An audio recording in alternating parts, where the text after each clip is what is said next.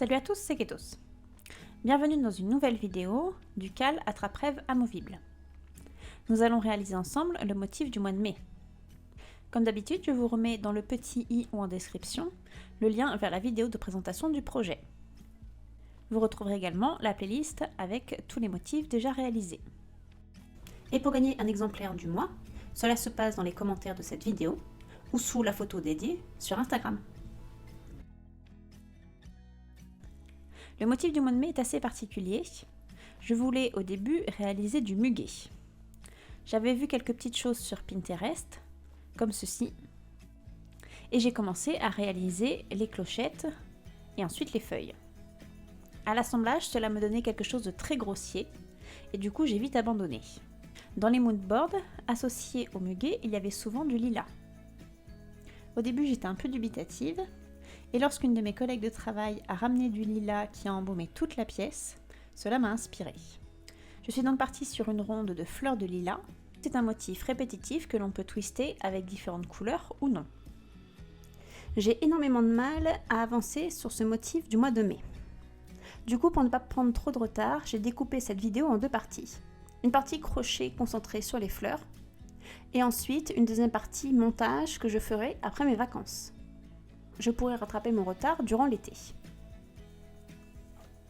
Pour le matériel, nous aurons besoin d'un tour de cou, d'anneaux à bijoux, de pinces à bijoux et d'une paire de ciseaux. Pour la partie crochet, il nous faudra du coton 8/4.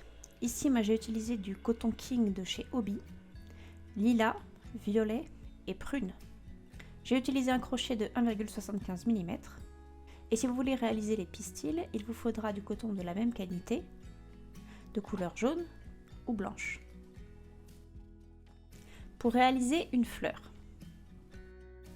au rang 1, nous allons dessiner la base du triangle. Et au rang 2, nous allons lui donner une forme plus pointue en réalisant des picots. On commence par un nœud magique, dans lequel nous allons faire 2 mailles en l'air,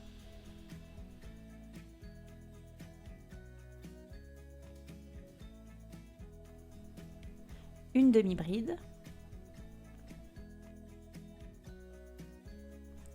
2 mailles en l'air. Ces deux dernières mailles en l'air, nous allons les joindre au cercle magique en réalisant une maille coulée. Et on réalise ce motif 4 fois. 2 mailles en l'air, une demi-bride,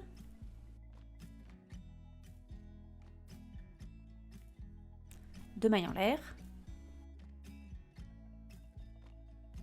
une maille coulée.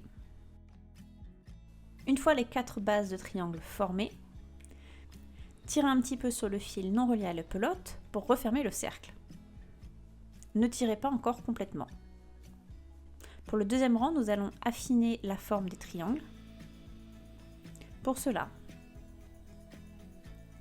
faire 2 mailles en l'air et dans la maille de la demi-bride, qui est assez petite et refermée, faire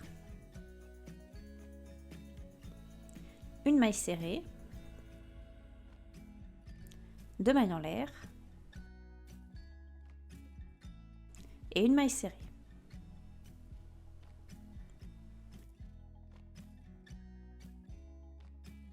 On enchaîne avec 2 mailles en l'air,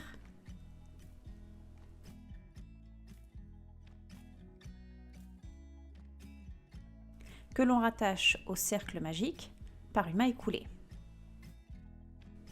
On continue ensuite avec les 3 autres triangles, 2 mailles en l'air, dans la demi-bride faire une maille serrée, 2 mailles en l'air, une maille serrée.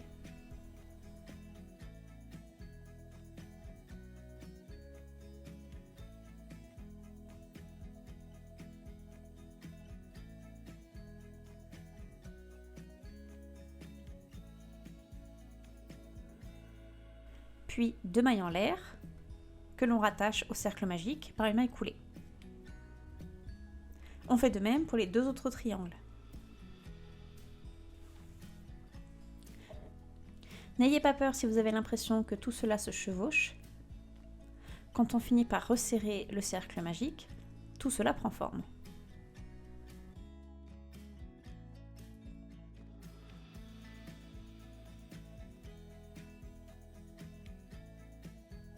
Une fois le rang terminé, faire une maille en l'air avant de couper le fil.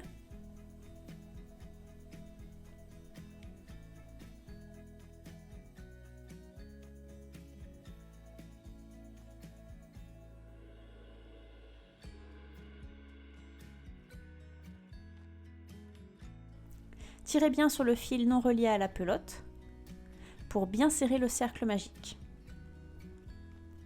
Vous verrez, cela se referme en 2 crans.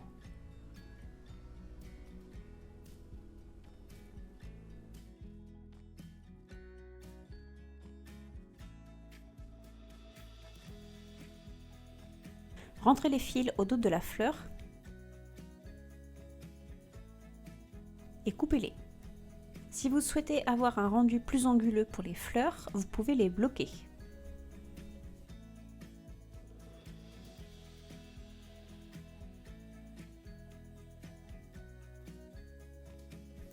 Pour réaliser cette couronne, j'ai réalisé 10 fleurs lilas, 5 fleurs pourpres et une fleur violette.